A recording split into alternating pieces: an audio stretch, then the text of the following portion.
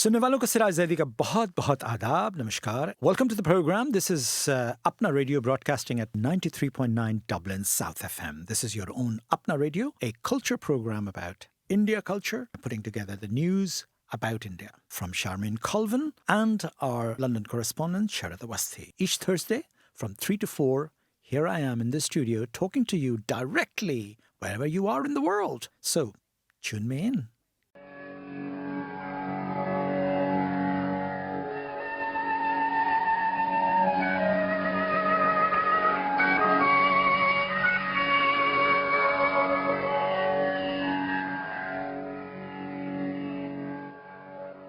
Siraj Zaidi ka bahut bahut aadab namaskar and good afternoon. You're very welcome to the program. You're listening to Apna Radio broadcasting at Dublin South, 93.9 Dublin South FM. So this is a week of, as I said, another week. Last week I said that, and I'm back again this week. And I hope you would stay with me because again this week we have quite a lot of interesting content of the program, interesting discussions, interesting talks, interesting interviews and discussions and things like that. So without further ado, we also have Charmain Colvin with the news item at the top of the news, top of the program, or should I say top of the hour of the program. We do continue the news item and Charmain, you take it away. Good afternoon, I'm Charmain Colvin. On India this week, here is the latest news bulletin on Apna Radio 93.9 Dublin South FM. In an unpredicted move, Elon Musk's company SpaceX has signed separate deals with India's largest telecoms company, Reliance Jio, and rival Bharti Airtel to install its Starlink internet service across India. Analysts were surprised at the move as Musk has publicly clashed with both companies recently. It comes as Indian and US officials discuss a trade deal, and US President Donald Trump has threatened to impose retaliatory tariffs on the 2nd of April. The agreements, however, which will expand satellite internet coverage across India, are still conditional upon SpaceX obtaining the Indian government's approval to begin operations. Starlink has 4.6 million subscribers across the world as of 2024. SpaceX has been trying to launch services in India since 2021, but regulatory hurdles have delayed its arrival. Up until the announcement, Jio, owned by billionaire Ambani, and Airtel, owned by Bharti Mittal, were seen as Starlink's biggest competitors in India's satellite broadband market, with both owners strongly opposed to Musk's demand to administratively allocate satellite spectrum, as opposed to a competitive auction bidding process. Analysts believe Modi's decision to allocate spectrum administratively, announced last October, was likely influenced by Musk's influence on the US government and Trump's tariffs looming. Both Airtel and Jio have changed tack in a clear result of the telecoms policy not favouring them.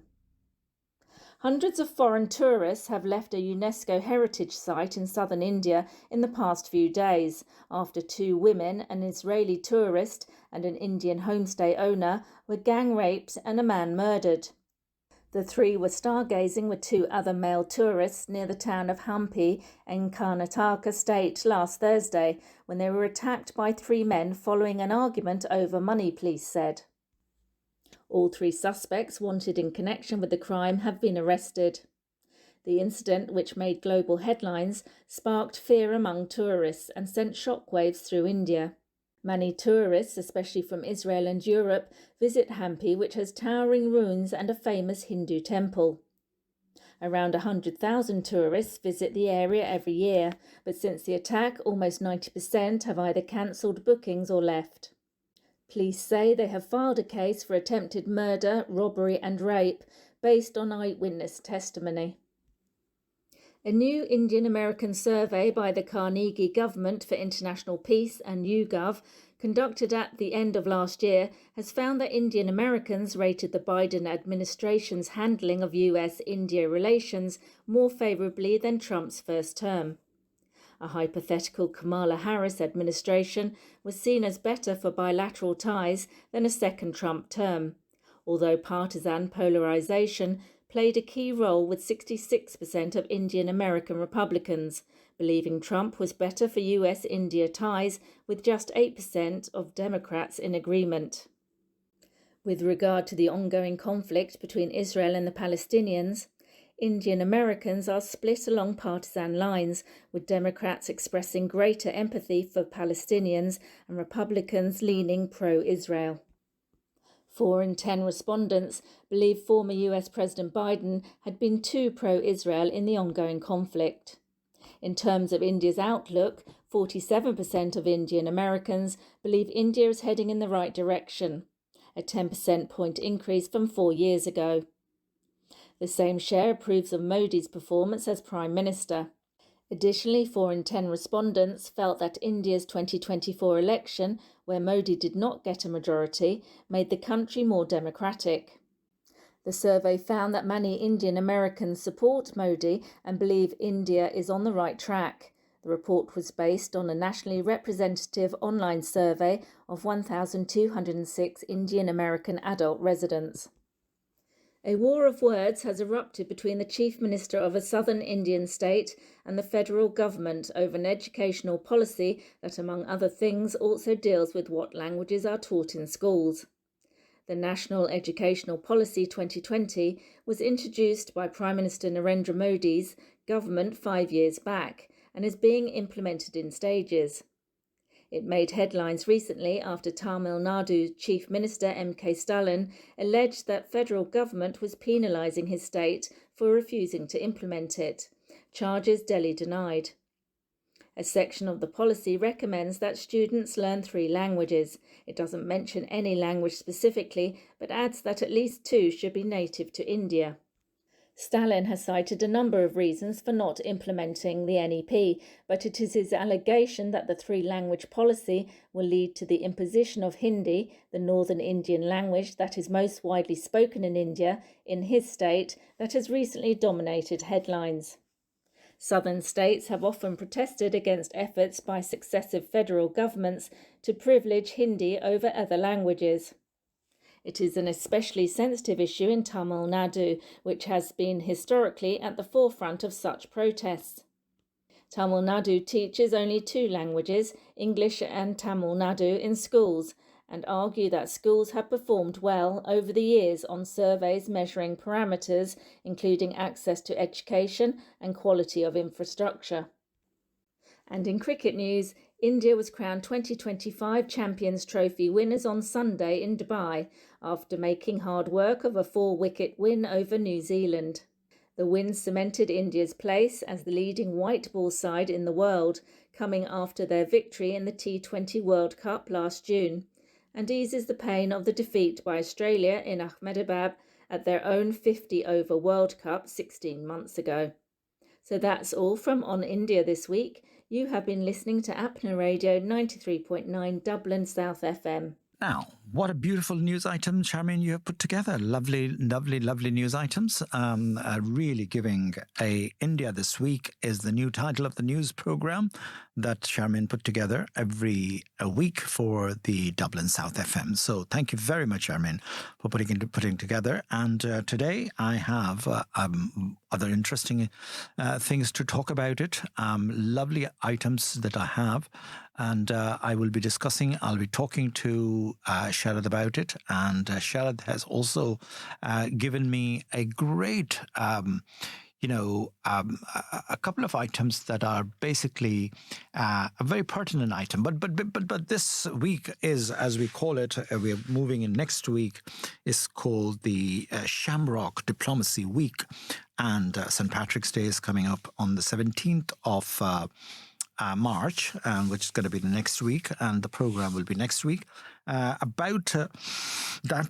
But leading up to that, I will also talk about what is going on between Ireland and India when it comes to shamrock diplomacy. You know, the world is changing rapidly as ever, as expected. And right now, what's going on in the world at a larger scale, and I'll narrow it down to India, between Ireland and India, and significant work has happened in the last week, actually. And that's what I'm going to recap it today.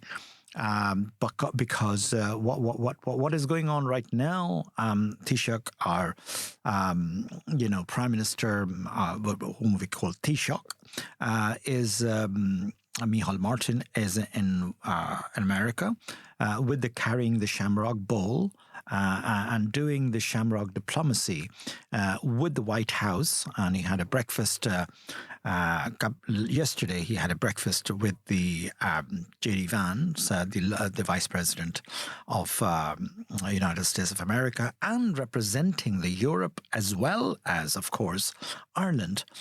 Why? Because this is a crucial time in the world since the Donald Trump, J. Trump, has came into power. He disrupted, is the word, the trade imbalance. People who have done a lot of hard work by setting up things, achieving things, and he comes along and he just in the flick of a second, he disrupt everything. Trade barriers, trade wars, a tariff, as if he has an issue with the tariff. As previous ambassadors were stupid, they were ignorant, they didn't know anything about trade. No, he had to show his stupidity in terms of the disrupting the imbalance of the balance of trade around the world. So tit for tat, Europe has kicked back the tariff, and Europe is imposing on the American goods as well. Now, Ireland, particularly Ireland, has got an issue with America because our cordial relationship and our trade surplus is all related to the American companies investing in Ireland on a reasonably low rate of tax, 10% or 12%, whatever the is. And indeed, you remember a few weeks ago, 𝐀𝐩𝐧𝐚, one of his cronies, has said that how come Ireland is having a surplus in their economy and has got a 13 billion surplus? Now, this is a downside of some time when we, broadcast our private economy. Our economy is a very small economy, open economy in Ireland and all that, and it's very exposed. But when we broadcast this kind of sensitive news on a national news, that we have a surplus this year, we have extra billions of surplus, and the rest of the world react to it, particularly the Americans. Well, they said that, we have a trade imbalance between Ireland and America, and you're not allowed to have those billions. We will come and take it from you and impose your tariff and all that nonsense. So, this greediness, and I'll tell you why he's so obnoxious, greedy individuals who thinks that the world belongs to him, which is not the case. That this has to be put it at right, and people has to react to the fact that Ireland cannot afford to have this kind of imbalanced trade between America and Ireland, because it's affecting jobs, it's affecting services and goods, it affects everything. So, how about we taxed him for putting his golf course in Doonbeg heavily, and all of that? How would you feel about it? So he can walk into Ireland, buys this massive land, set up his golf course, and I don't know what type of tax he's paying it at all, if it's paying any taxes at all, and making profit. So you cannot have it both ways. This is a reality, and other people are not imbecile and stupid. People are also clever. Europe is also clever. Europe is not going to stomach with your kind of bullying tactic that has been talked about it in the media and the press. So this is what is happening right now this week. Micheál Martin, our Taoiseach, is in America, and hopefully there will be some senses. There was a lot of nicest comment has been talked about it at the breakfast between 𝐀𝐩𝐧𝐚 and Micheál Martin at his residence, when they had a very productive breakfast meeting with lots of pleasantries and good exchange of words.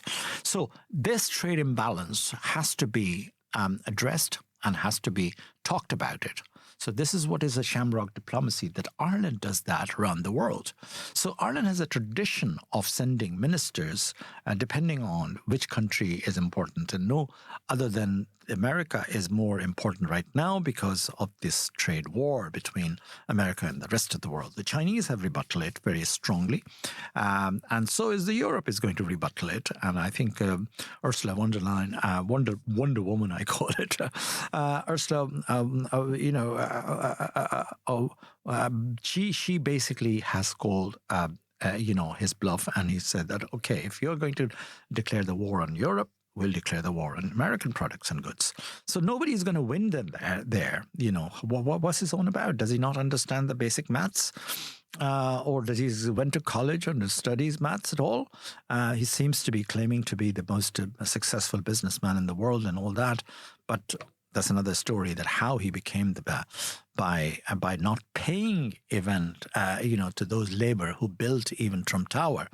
If you really wanted to know how he became billionaire, you just read about his background. Anyway, talking about going back to the shamrock diplomacy and the culture diplomacy, if you remember last week we had the Foreign Minister of India, Dr. Jaishankar, visiting Ireland for 2 days for two purposes. A, he was opening up an embassy in Belfast, not the embassy, the consulate, in fact.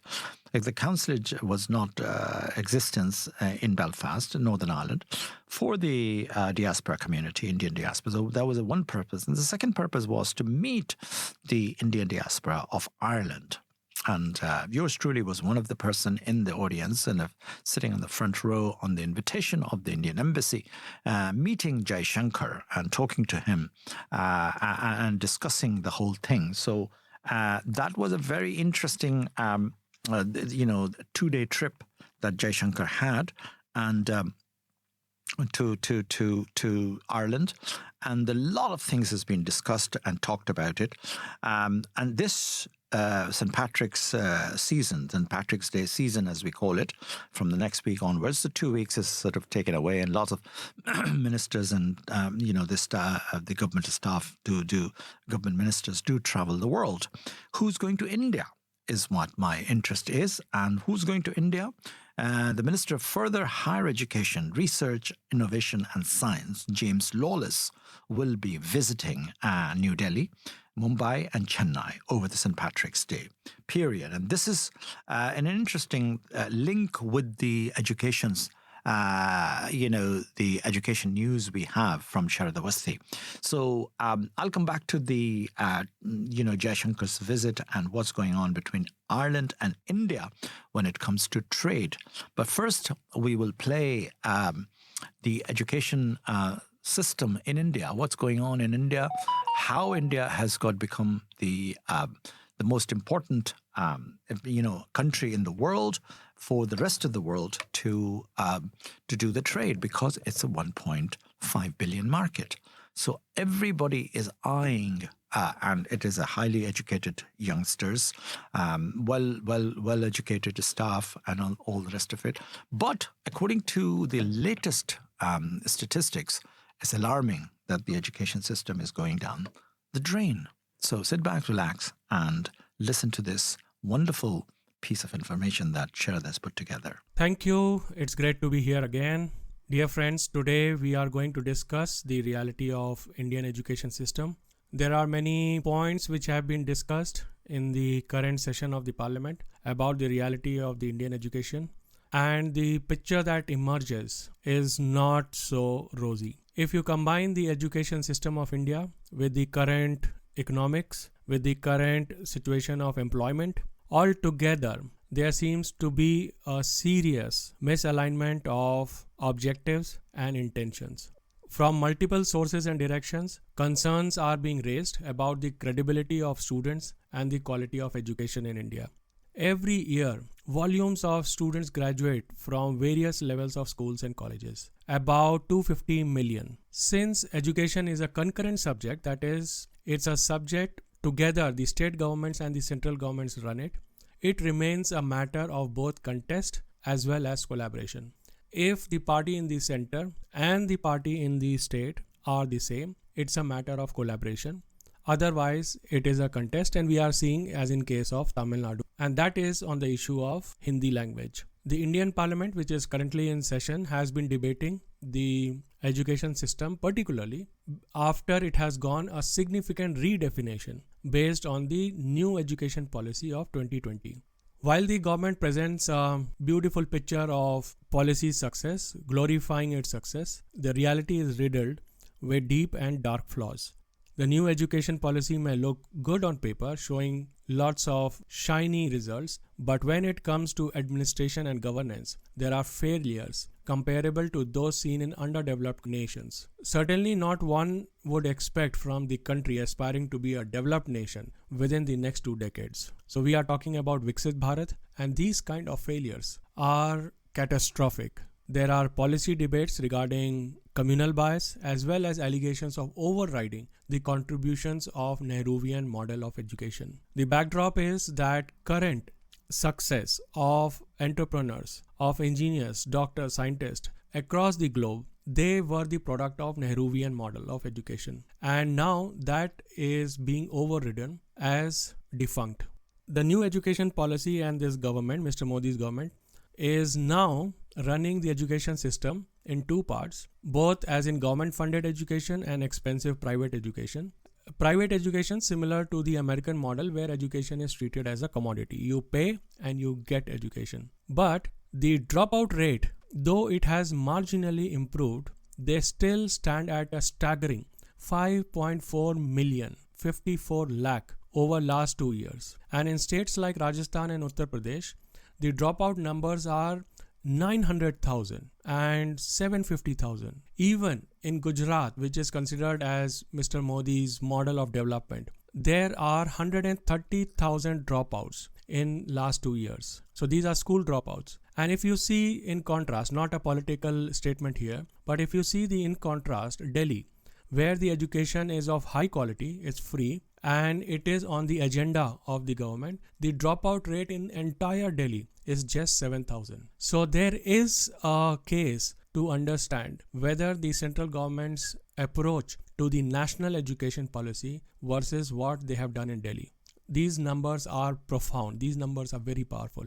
Look at the national level. India has around 25 crore, 250 million students with 40 million in higher education. So 4 crore students are in higher education. And overall, if you see, the dropout rate is nearly 25%. And this is unacceptable figure for a country whose constitution enshrines the right to education and equality.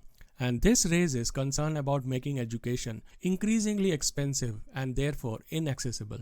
These figures pertain to government schools and highlighting a grim picture of both policy and execution. Another major issue is the rampant problem of exam paper leaks. It is horrendous, which have reached epidemic levels over past decade. Nearly 70 paper leaks have occurred, affecting, you know how much? 107 million students. 10 crore students have been affected by those 70 leaks. And this phenomena, if you see, is unheard of in any developed nation. Be it United States, Canada, Italy, Japan, Britain, Germany, anywhere. We haven't heard of paper leaks. And it is a shameful phenomena that Indian government has failed to ensure free and fair examinations. And the consequences are severe. Some students lose motivation, confidence into the exam system. Some students age out of eligibility for that post or vacancy, and the others are forced into less desirable career paths. The trust in the fairness of the exam is eroding, obviously, and this is disastrous for both individual aspirations and overall credibility of a fair system. To address these, the government has outsourced exam, and a private entity is now conducting these exams. Previously, exams were conducted using government machinery. However, in Uttar Pradesh, a company blacklisted for its failure in conducting a fair exam for 69,000 police constable posts. Now, this company, blacklisted in Uttar Pradesh, is now given responsibility for conducting exams in Bihar. Very well, one can understand that there is a connection of this company and the owner with the ruling party. It's only a speculation. The government also simultaneously tries to manipulate numbers and statistics or play with the numbers, and they are either hiding data or presenting it in a misleading manner. Funds allocated differ significantly from funds actually spent. So if you hear our show on the topic of Indian budget broadcast on 10th of February 2025, we have raised this issue there also.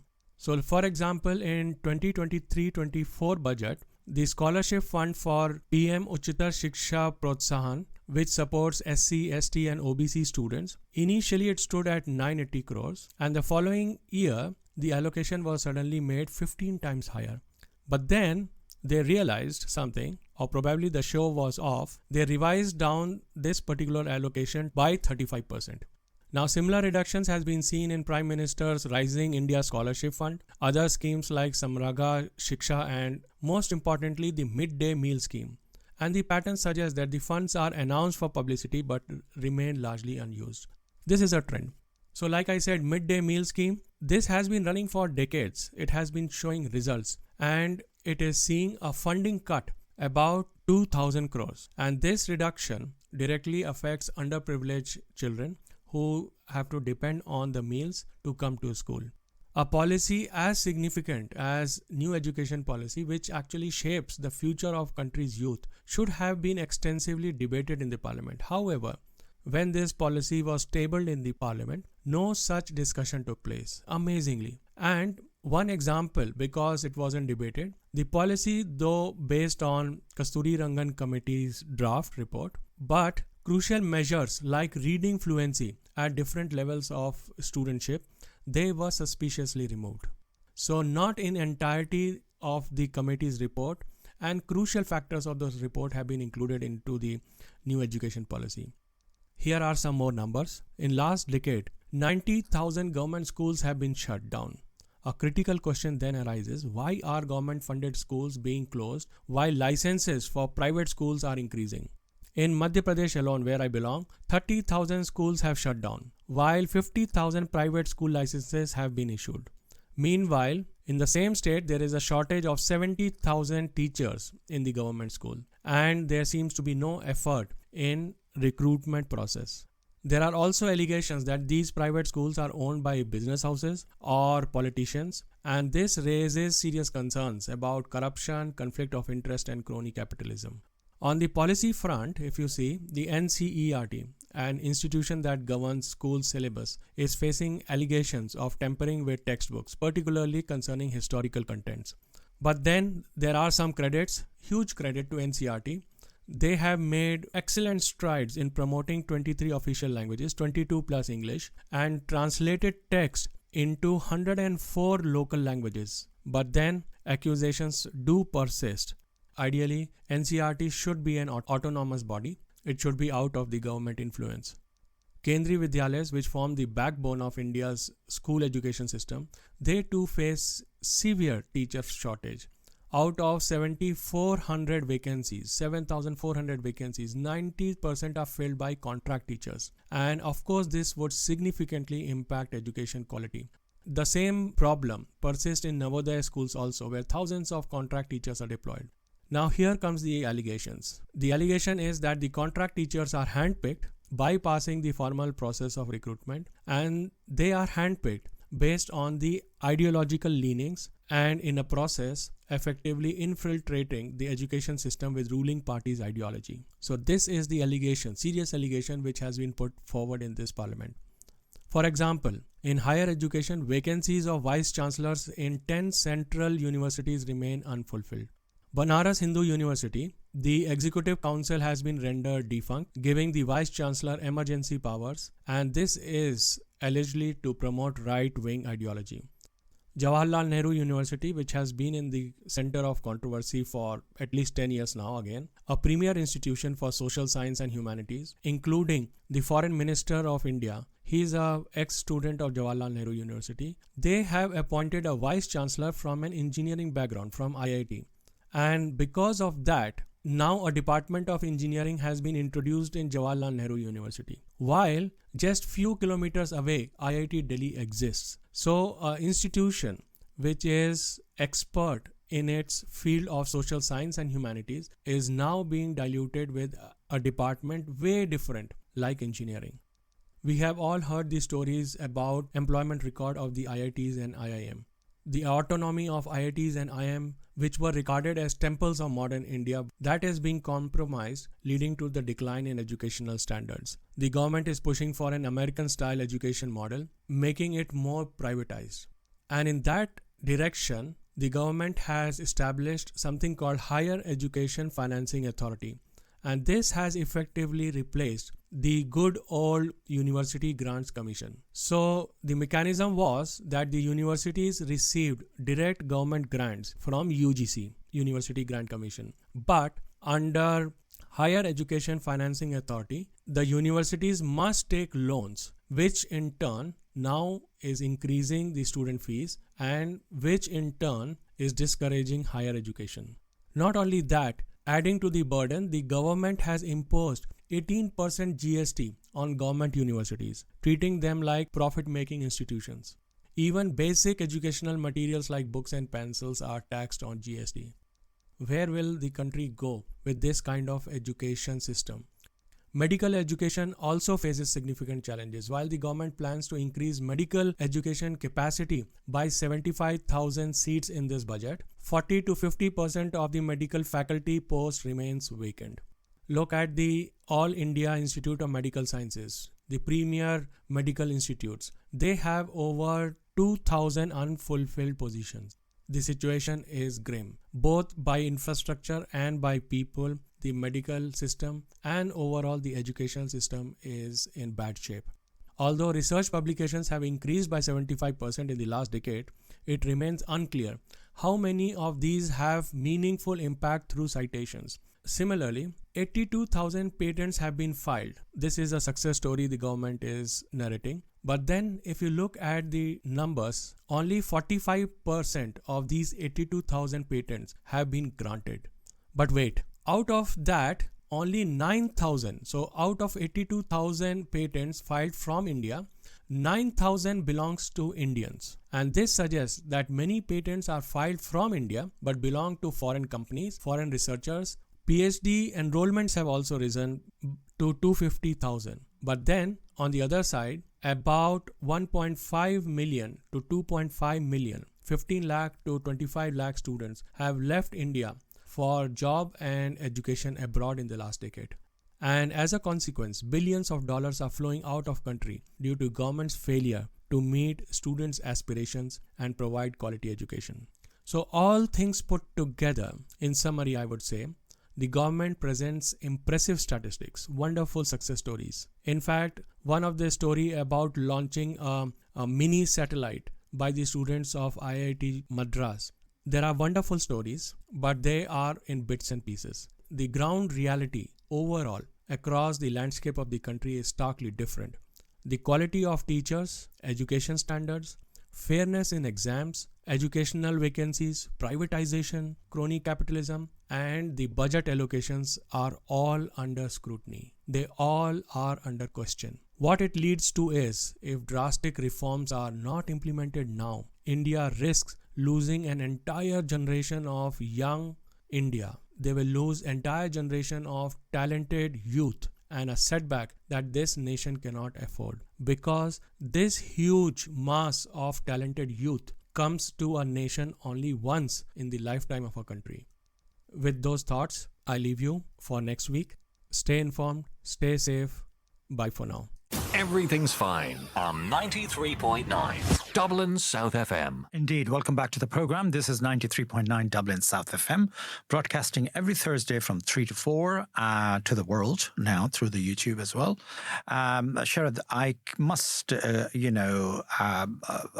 congratulate you. I must give you the loads of gratitude towards an alarming story that you put together about the Indian education system, the infrastructure of the universities, and what is going on there. You've dug up a gold there in terms of taking up, because I remember UGC, University Grant Commission, and all that is the source of body and It was a geniusly set up education system that has proven to the world that Indian education system is so well in place that people who go abroad educated from the Indian education system do wonders, particularly the doctors, particularly the IT engineers and all those people. All of that is going to be very, very, very difficult now.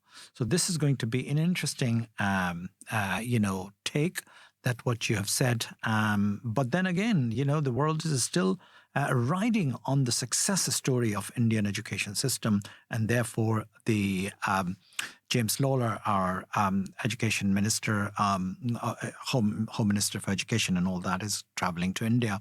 I don't know what he's looking for, what he's going to do. He's going to travel to Delhi, Mumbai, Chennai, perhaps talking about AI and next generations of education ties between Ireland and India.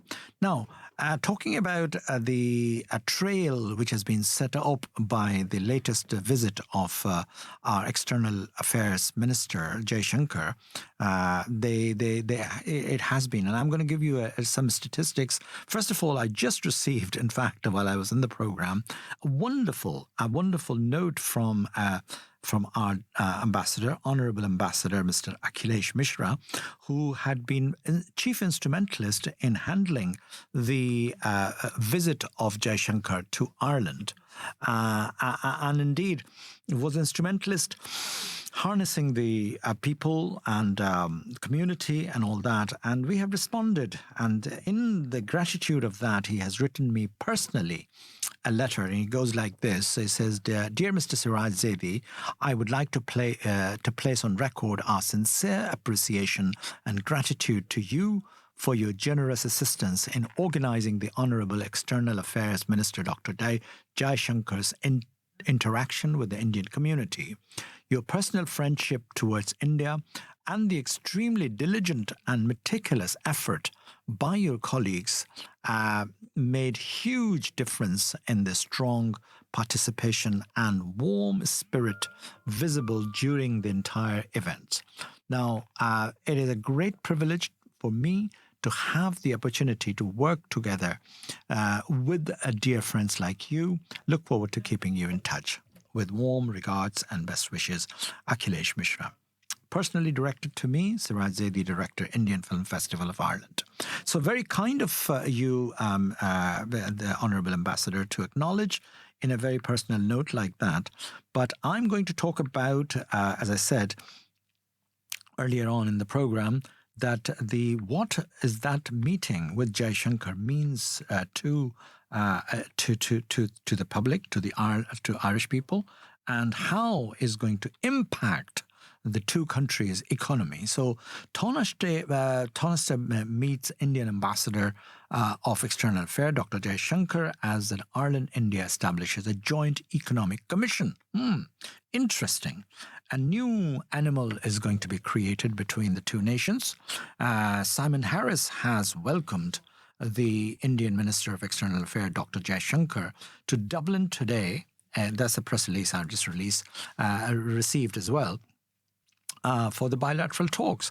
The meetings marked the first visit by an Indian foreign minister to Ireland and was first high-level political visit from India to Ireland since the visit of Indian Prime Minister Narendra Modi in 1915. Now, two-way trade between India and Ireland has shown strong growth, with the combined goods and services trade in the region of 16 billion euros, stroke 1.4 trillion Indian rupees in 2023.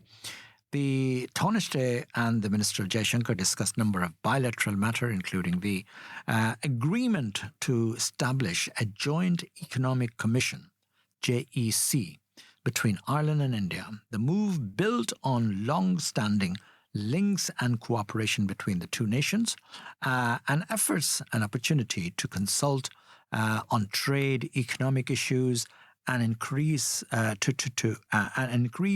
awareness of the both countries and their respective economic priorities along the key decision makers.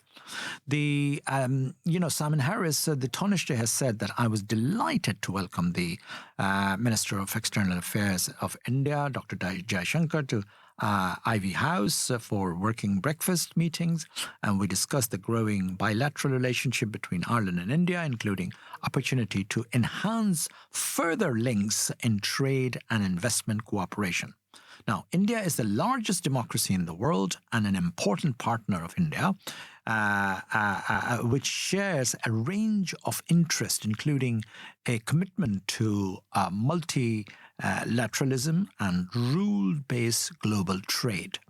I was pleased earlier this week to secure government approval for adaptation of action plan for enhancing Ireland's engagement with India. This is a clear demonstration of Ireland's commitment to deepening our agreement with India as a key bilateral partner. Now, the agreement sets out a broad range of measures under 4 strategic goals, which will be pursued and implemented by the relevant government departments and agencies. The first practical outworking of this plan was the signature earlier today of a Memorandum of Understanding, MOU, as we call it, on diplomatic exchange of officials, which I am very, warmly welcoming. That's the ministers talking about. My meeting with External Minister Jaishankar also saw the agreement in the principles to establish a joint economic commission between India and Ireland, similar to those which we have with numerous other countries, strategic partners, and I believe it's the UK, US, Australia, along those lines. The establishment of the JEC is a fitting way of progress the increasingly important trade and economic relationship between Ireland and India, following the celebration of 75 years of bilateral relationship between the two countries. Now, this is an interesting way of looking into, and etc., etc. There's many details involved into it, but talking about that, not a mention of culture at all, not a mention of film industry at all. Okay, that's beside the point. That's my personal industry. That's why I am a bit concerned about it. But what can we do here to enhance that JEC, and what else can be done under the JEC, which is in principle has not happened. It will happen now that the two ministers have agreed and all that. So that's something is going to happen, and hopefully it will. It will be a great opportunity to make progress on that. First of all, as I said, I'm really grateful to the Ambassador Akhilesh Mishra to acknowledge my presence and my efforts to promote Mr. Jaishankar's visit to Ireland among the community. Through my program, through my, all the rest of it, and all that. Now, as time to take... I suppose a track, because I really want to have a bit of a music before I go into another important element of our film industry. So that's what it is. Sit back, relax, and enjoy this particular song. I'm going to stick today with the best of Waheeda Rahman's songs. So sit back, relax, and enjoy this track. Gata rahe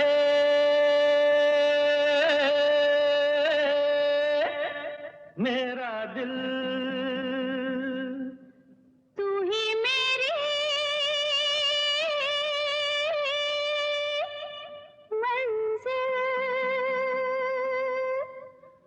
गाता रहे मेरा दिल तू ही मेरी मंजिल है कहीं बीते ना ये रातें कहीं बीते ना ये दिन कहीं बीते ना ये रातें कहीं बीते ना ये दिन गाता रहे मेरा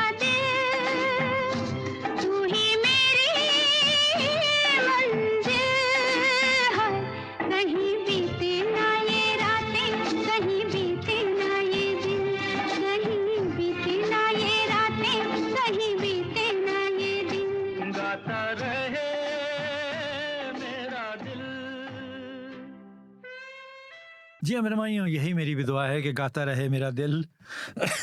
गाने में बहुत मज़ा है और गाना जो है इंसान को अपलिफ्ट करता है. That's my personal experience that if I'm depressed, if I'm down, I listen to my own songs and my own music of industry and it just lifts me up. So this is fantastic way of the treasure that we have actually been given.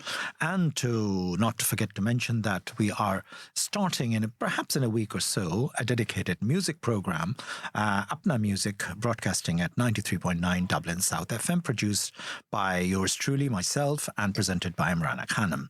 So this has been the tweaking is going on in the program, the kind of nitty-gritty technical details.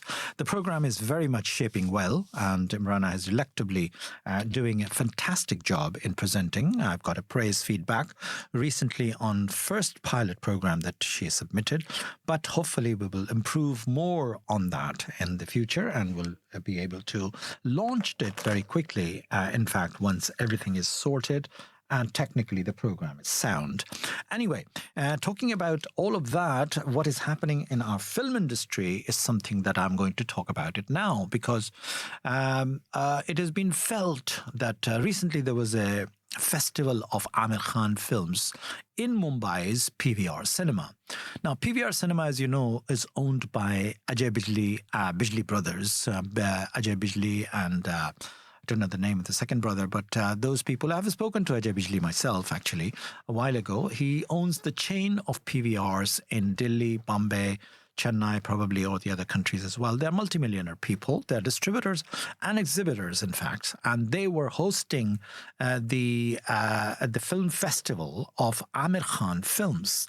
Now, Amir Khan itself is now turned into 60. And on the occasion of this, they were celebrating all his films that he has delectably produced, acted in them, and gave a super hit film, bar last film, which was brought him down big time, and that was Lal Singh Chaddha. Apparently, Lal Singh Chaddha is a huge hit in China, and Amir Khan is equally very big in China. My Chinese friends here, what's her name? I'm forgetting her name. The two gentlemen who are very close to me, and they supported the film festival a couple of years ago, and she told me that Amir Khan is huge in China, so obviously he's doing something right. Let's hear the 𝐀𝐩𝐧𝐚 and the so-called stalwarts of the film industry, Mr. Javed Akhtar, in conversation with Amir Khan, what he's talking about the state of Indian film industry and Amir himself. Sit back, relax, and listen to this wonderful conversation between the two of them. Judgement का बहुत कायल हूँ, और आप मुझसे 20 साल छोटे हैं, लेकिन मैं आपको इस मामले में उस्ताद मानता हूँ. बात बताइए कि इस वक्त बॉम्बे फिल्म इंडस्ट्री इतने बैकफुट पे क्यों है? इसकी फिल्मों में कोई कनेक्टिविटी नहीं हो रही है ऑडियंस से. साउथ की फिल्में डब होती हैं, उन हीरोज़ को हम जानते भी नहीं हैं नॉर्थ इंडिया में. उनकी पिक्चरें जो हैं कोई 600 करोड़ कर रही है, कोई 700 करोड़ कर रही है, और हमारी भी एक आध जो फिल्में यहाँ चली हैं वो भी डायरेक्ट की हुई है साउथ वालों की. क्या रीज़न क्या है? What has gone wrong with our people? Actually मैं इसको साउथ और नॉर्थ देखते ही नहीं हूँ जावेद साहब. According to me, the problem we are facing is something different actually. बताइए. मेरी समझ, this is whatever my thinking is, कि इस दुनिया में आज तक जब भी किसी ने कोई चीज बेचने की कोशिश की है कि भाई मैंने ये पैड बनाया है, आप मुझसे ये पैड खरीद लो, 10 रुपए में खरीद लो, तो आप सोचो कि यार ये पैड की जरूरत है मुझे या नहीं है. अगर जरूरत है आप ले लोगे, अगर आपको चाहिए ये पैड आप ले लोगे, और नहीं चाहिए तो आप नहीं लोगे. करेक्ट? ये business is conducted like this. ये एक ही इंडस्ट्री है पूरे वर्ल्ड में, और सिर्फ हम लोग ये कर रहे हैं. हम क्या कर रहे हैं? हम कह रहे हैं कि भाई ऑडियंस को कि हमारी फिल्म आ रही है, आप आओ, टिकट ले लो, और अगर नहीं लिया तो 8 हफ्ते बाद हम आपके घर पे आके ये छोड़ के जाएंगे. ये हमारा बिजनेस मॉडल है.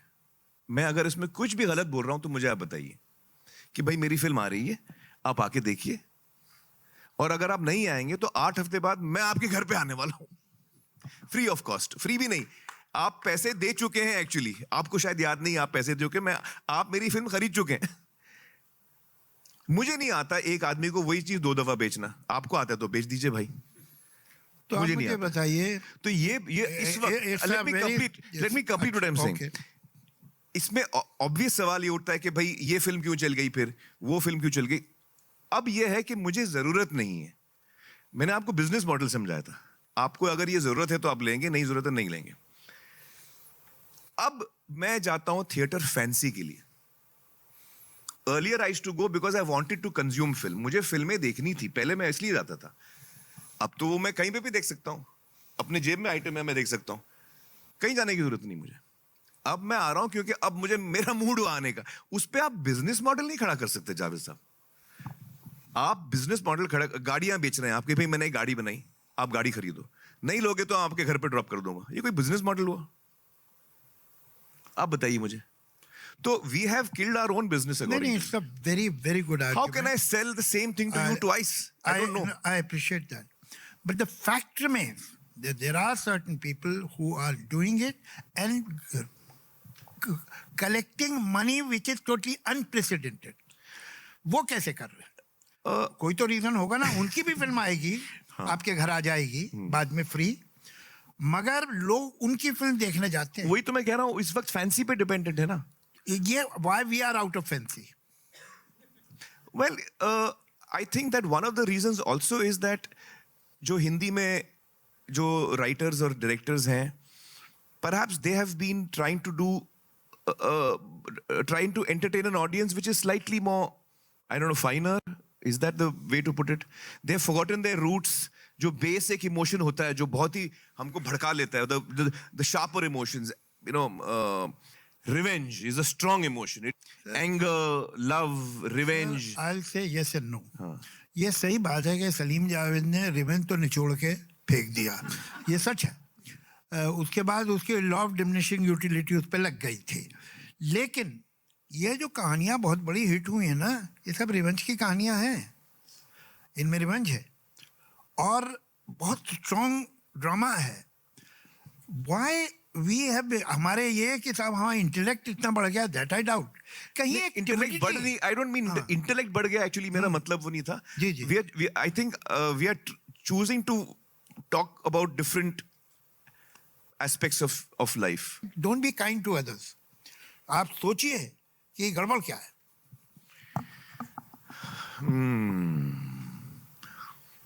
अब रिलेशन खराब हो तो इनक्यों बोलिए था नहीं।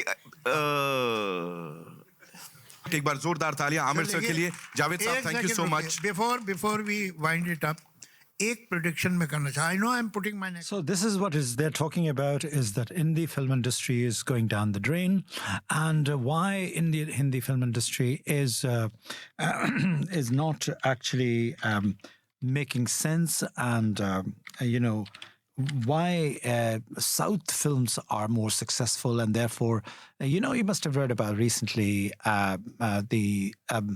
the fact that Anurag Kashyap has also been moved to south of India, and he left Mumbai. And Anurag Kashyap says that Hindi film industry has become so toxic that I cannot operate, I cannot exist here, and therefore and he's winning awards, and he has already made one film starring, directing or whatever.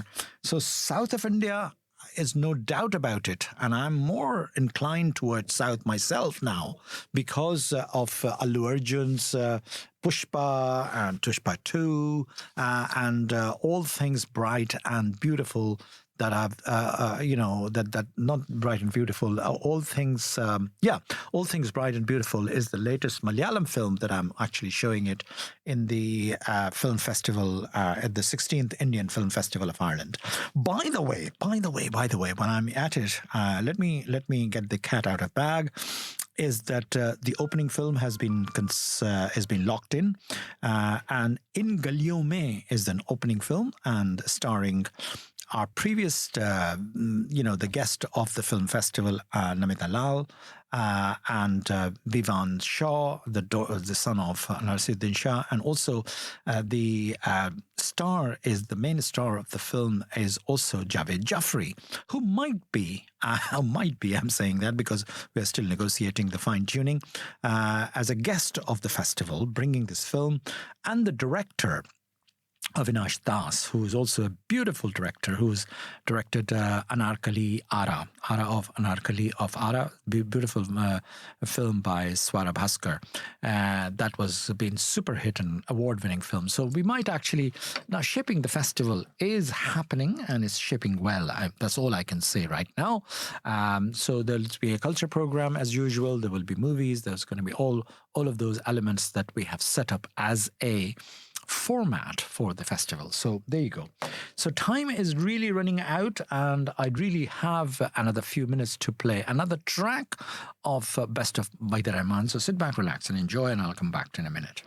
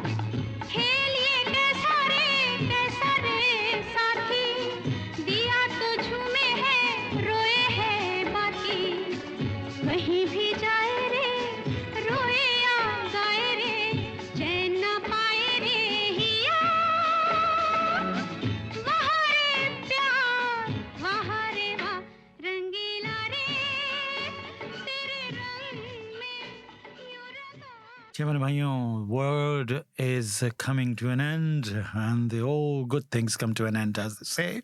Now is the 59 minutes of 59 minutes of the program is just gone, flew away. I don't know where. 1 minute left, and I really like to play another song, 𝐭𝐢𝐫𝐚 𝐭𝐻𝐬. Beautiful song, 𝐭𝐢𝐫𝐚 𝐭𝐻𝐬. Beautiful lyrics and wonderful song. But so that's it. I'll be back next same time, same place next week. Don't forget to tune me in, and Sharad and Charmain, because we are the delectable team of Apna Radio, broadcasting at 93.9 Dublin South FM. And if you'll miss the program, not to worry, it'll be uploaded on YouTube, and then you can listen to it at your own pace. That's what we have come up with that. So bye for now and listen to this wonderful track. वो प्यार है शोखियों में घोला जाए फूलों का शवा